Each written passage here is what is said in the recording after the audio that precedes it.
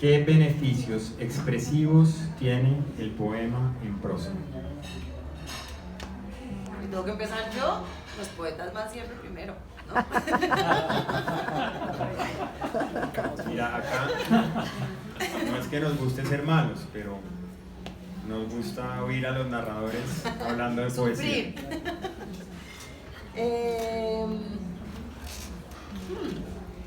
Yo no escribo poesía, entonces, pues digamos, todos alguna vez hemos intentado escribir un poema, pero hace muchos años yo no intento.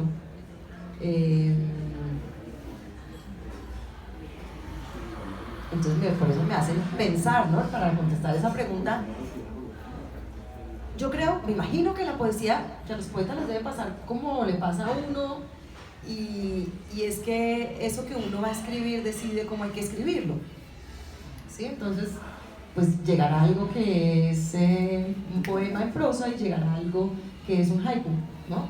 Y que ese material de lo que se está imaginando quien va a escribir produce finalmente una forma. Hoy estaba oyendo una charla sobre una teoría de cómo debería enseñarse la escritura, que reniega de la idea de que la forma esté antes, de que uno hable de que puede ser novela o puede ser cuento. Y a mí me dejaba un poco triste esa idea, porque me hace pensar que es imaginarse que la estructura o la forma como uno concibe cómo contar algo es una camisa de fuerza y no la gran magia con la que surge eso que uno cuenta. Entonces yo pensaría que el beneficio es que se descubre que eso que hay que contar se va a contar en poema en prosa. Eso diría yo. Querido Freddy. Que conteste él, porque yo voy a teorizar mal. Yo voy por el lado de Alejandra, ¿saben? Mira que siempre que pienso como en este asunto de los géneros y de las formas, siempre se me ocurre algo, ¿no? Y creo primero obviamente en estructuras, ¿no? Como que hay ideas que buscan su propia estructura de alguna manera, ¿no? Hay cosas que yo he pensado como un cuento inicialmente, pero en el camino van tomando otra forma, ¿sabes? Como que ellas mismas reclaman su propia experiencia, ¿no? Eso que hoy pudo ser una novela, por ejemplo, que pasó con este libro, se transformó casi en un poemario de un momento a otro, ¿no? Ellos mismos fueron acomodándose, y creo que en ese caso el poema en prosa, que personalmente me gusta mucho, se acomoda mucho a otra cosa que también intento siempre, y es como darle prioridad como al ritmo con el que escribo, ¿no? Y en estos tiempos creo que el ritmo con el que camino y con el que me muevo por el mundo y con el que estoy escribiendo es un ritmo de tiro largo, ¿no? De largo aliento, porque cada vez me cuesta más escribir corto, escribir breve, o utilizar el silencio, ¿no? Como que hay mucha cosa allí, y creo que en ese sentido el poema en prosa ha beneficiado de alguna manera como ese ritmo con el que me muevo de alguna manera hoy, ¿sabes? Maravilloso. Freddy, repetimos la pregunta. ¿Qué beneficios expresivos tiene el poema en prosa? Buenas noches.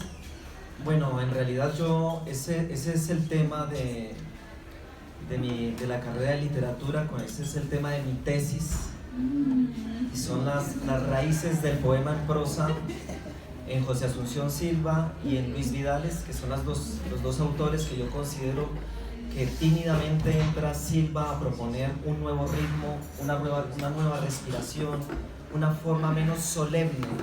El poema en prosa tiene varias características, entre esas, primero, la concepción o el dibujo de un párrafo. Si no está el párrafo, no es poema en prosa. Segundo, la brevedad.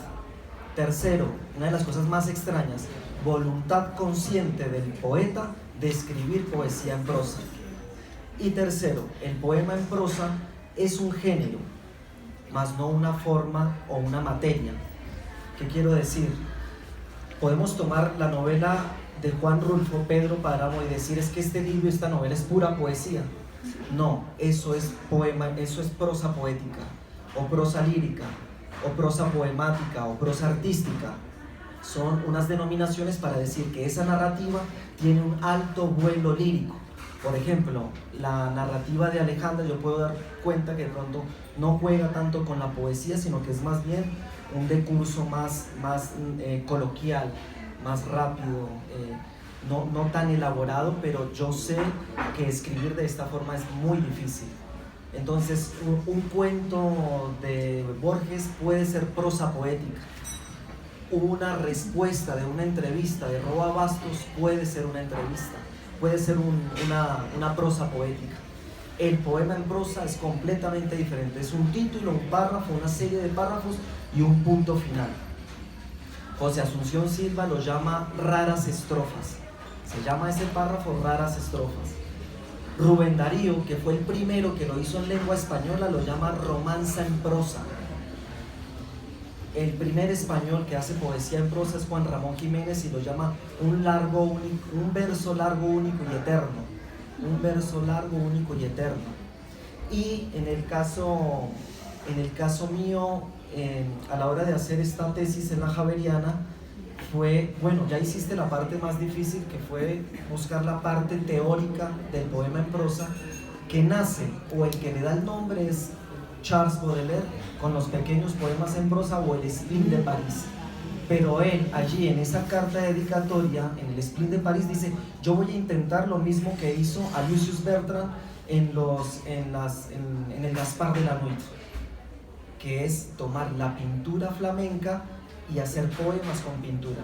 Es decir, cuando encontramos poetas, muchos colombianos, que hacen poesía con pintura, eso lleva más de 200 años, no es nada original, y lo hizo a Lucius Bertrand. Y lo que dice Baudelaire, voy a hacer lo mismo. Pero también tengamos en cuenta que grandes de las obras de la literatura universal son poesía en prosa y lo desconocemos.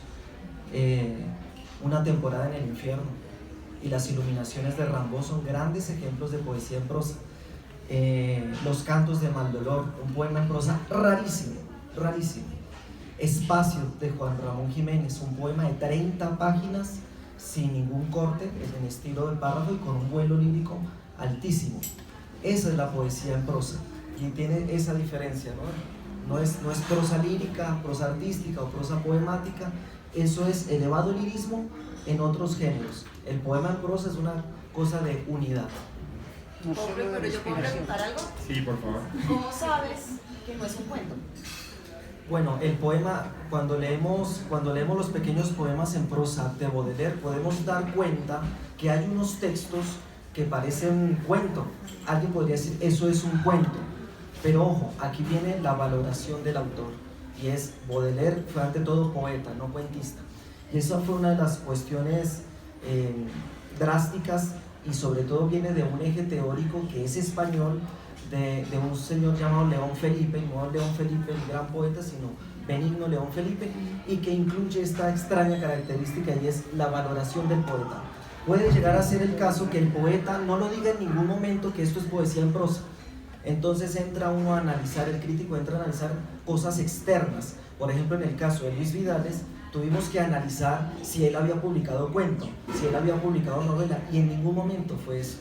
Por eso es que Suenan Timbres, publicado en 1926, que es como un canto o un llamado a la modernidad, porque en 1926 se cambió el aldabón por timbres.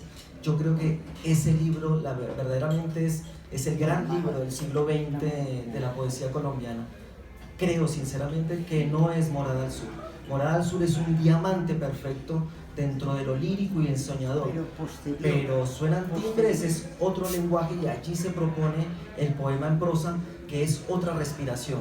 Y hay varias tendencias del poema en prosa. Está el poema en prosa lírico, el poema en prosa coloquial, que es el que más se confunde con la minificción, y el poema en prosa que está jugando de los dos lados. Hay que recordar, sí, que Freddy es el antologador de un hermosísimo libro llamado Párrafos de Aire, de poetas colombianos que escriben poesía en prosa.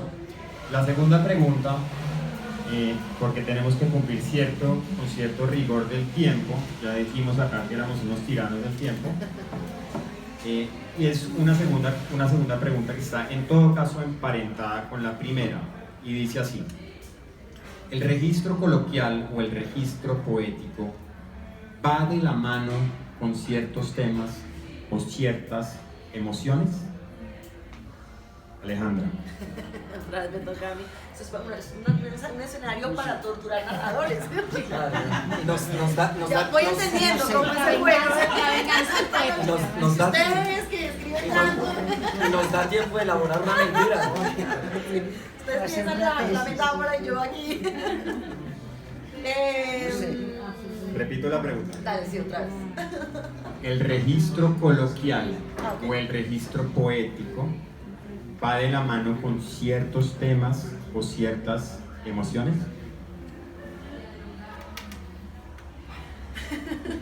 De verdad que son preguntas que no tengo cerca, ¿no? Me cuesta pensar qué contestar.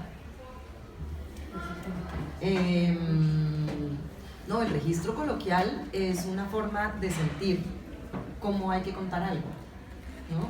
Y uno llega a ciertos registros porque descubre cuál es la voz que debe contar una historia. En el momento en que descubre cuál es la tensión, la manera de contarla, pero ven, yo pienso como narrador, evidentemente. Entonces descubro cuál es la tensión que debo contar y esa tensión después me trae la posibilidad de saber quién va a contar eso, cuál es esa voz. En el momento en que esa voz existe, sé si va a ser poética, si va a ser una voz más coloquial o no.